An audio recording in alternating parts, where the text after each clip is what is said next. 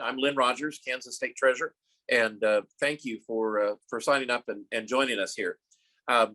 This has been a busy month. It's really only 2/3 of the way done, but we've already visited 13 cities. We've been to Kansas City, Kansas, Overland Park, Pittsburgh, Hays, Iola, Wichita, Topeka, Lindsborg, Winfield, Ark City, Fort Scott, Paola, and Ottawa.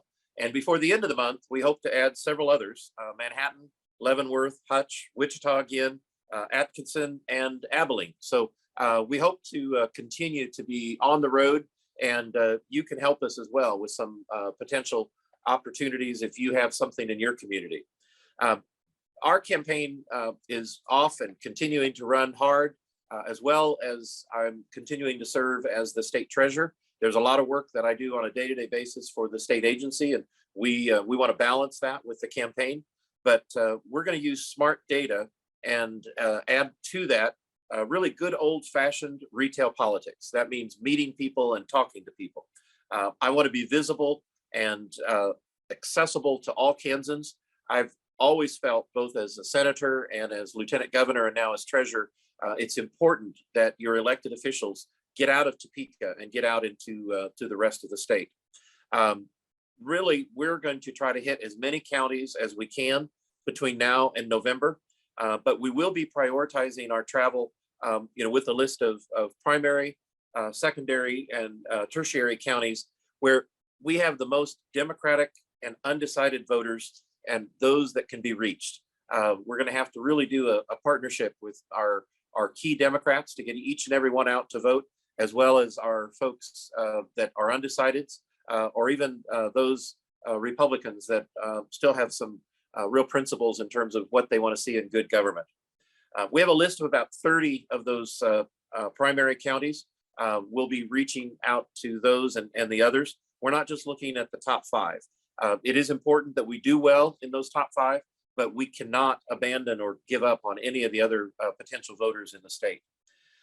We're going to be continuing to work on scheduling events from the state treasurer's office, things like unclaimed property searches and school visits, and talking about the Learning Quest 529s.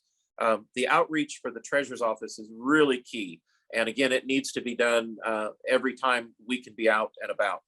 But we'll also do those alongside campaign events. We'll add a coffee or event or get together where people can talk about the future and the benefits of having a Democratic treasurer.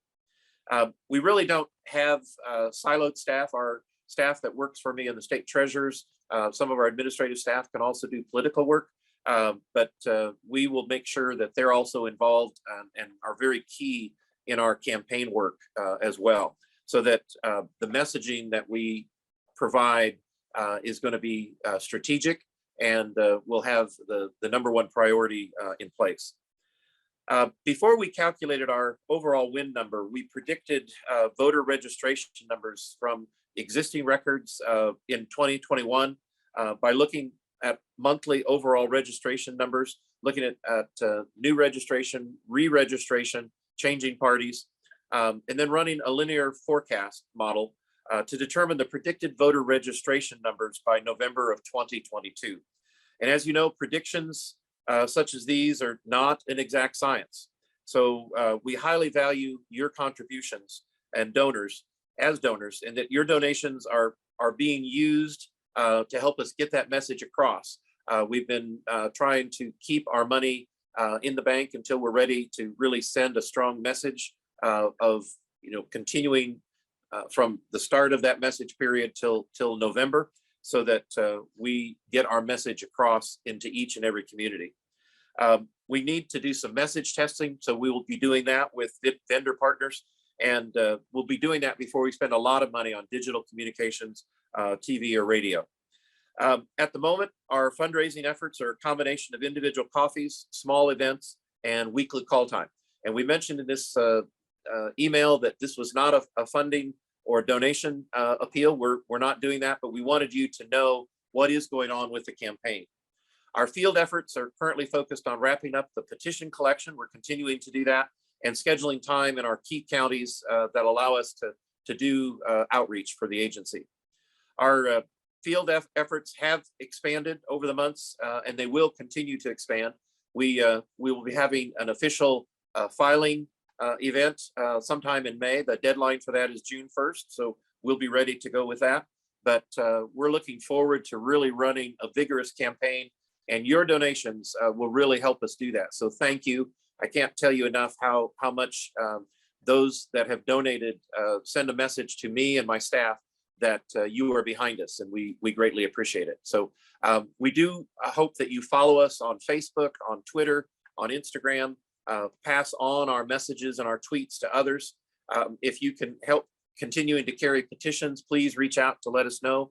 If you have events that you would like us to attend or know about between now and November, get those on our calendar. You can submit that information through our website, rogersforkansas.com.